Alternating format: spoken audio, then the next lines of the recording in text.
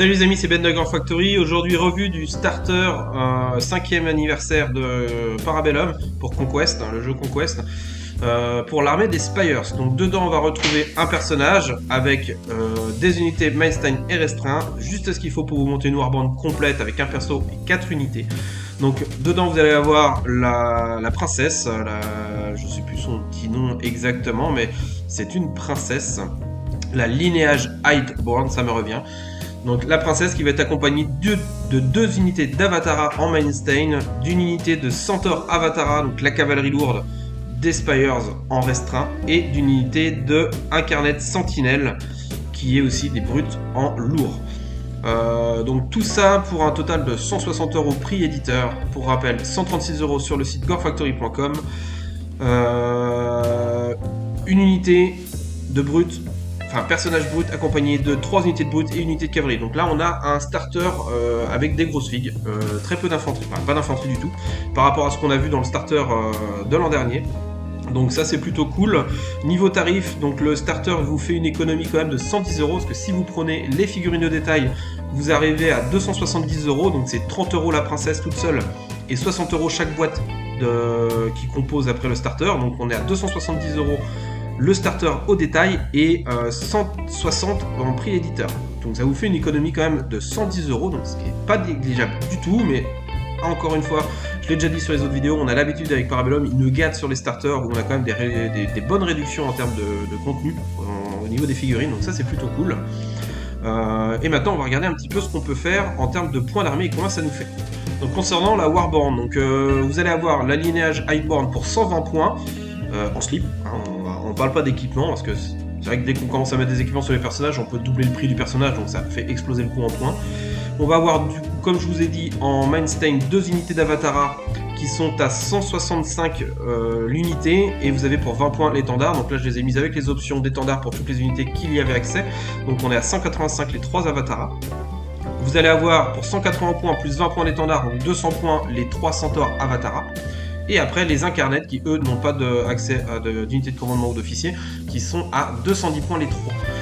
Donc une armée de brutes qui va être du coup très mobile, parce que la cavalerie a 8 pouces de mouvement et les 3 unités de brutes qui composent le starter, donc les incarnettes et les Avatara, ont 7 en mouvement. Donc ce qui fait un pack de brutes assez mobile en termes de mouvement sur la table. Ça va être assez tanky parce que ce sont des brutes et de la cavalerie, donc tout ça a quand même des défenses plus que raisonnables, hein. Les avatars ont défense 4, 4 points de vie, la cavalerie par exemple est défense 4, enfin 3 plus 1 avec le bouclier, 8 en mouvement, donc très très mobile. Les avatars, les incarnettes pardon, 4 en défense, 6 points de vie. Donc voilà, vous voyez, on a un starter qui est très tanky et qui est pas en reste en termes de létalité, hein, parce que tout ça, ça envoie un petit peu du lourd en termes d'attrition. Alors un peu moins les Avatara, mais surtout les Centaurs, la cavalerie tape très fort. Bon, c'est de la cavalerie lourde, hein, donc c'est normal. Les incarnettes sont pas en reste. Et tout ça pour un total de 900 points. C'est un starter qui est quand même très intéressant, parce que vous avez quand même 900 points d'armée avec les petits étendards. Donc pour débuter, c'est très bien.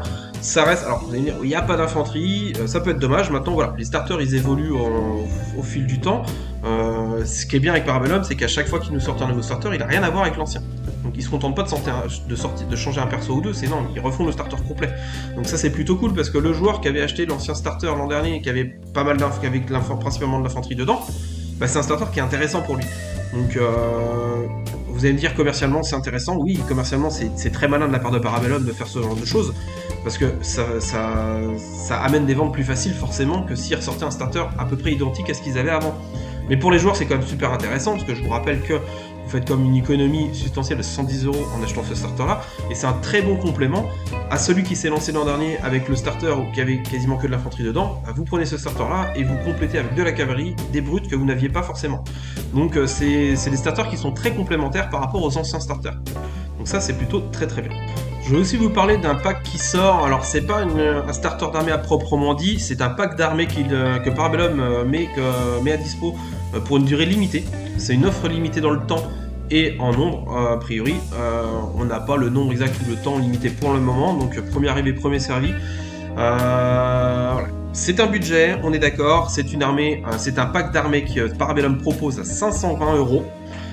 Vous pouvez le retrouver en précommande sur mon site à 442 € au lieu de 520.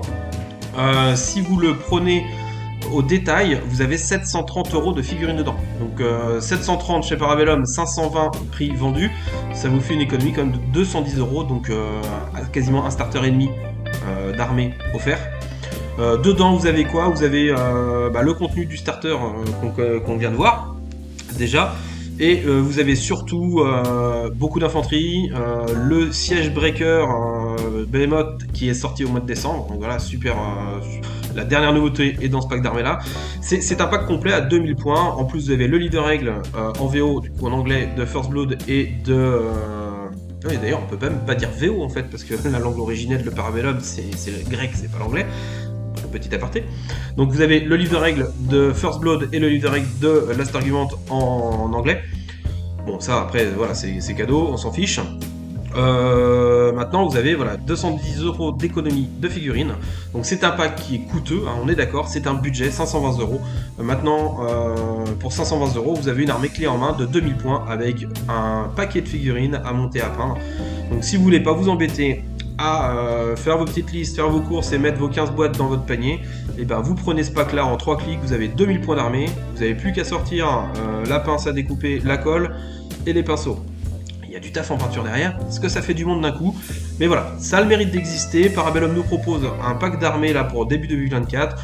Pour voilà, je répète, pour ceux qui ne veulent pas s'embêter, vous avez tout ce qu'il faut dedans, vous allez avoir plein de persos différents, plein d'unités différentes, vous avez une rejouabilité plus que conséquente grâce à ça. Et après vous complétez au fur et à mesure si vous voulez encore augmenter votre armée, mais déjà pour démarrer, une offre à 2000 points c'est quand même très intéressant si vous avez envie de la prendre et vous avez surtout le budget, vous voulez vous donner le budget pour le faire, parce que je répète, 520 chez Parabellum, 442 chez gangfactory.com, c'est un budget, mais c'est un budget qui vaut le coup si on peut se le permettre et qu'on a envie de le faire.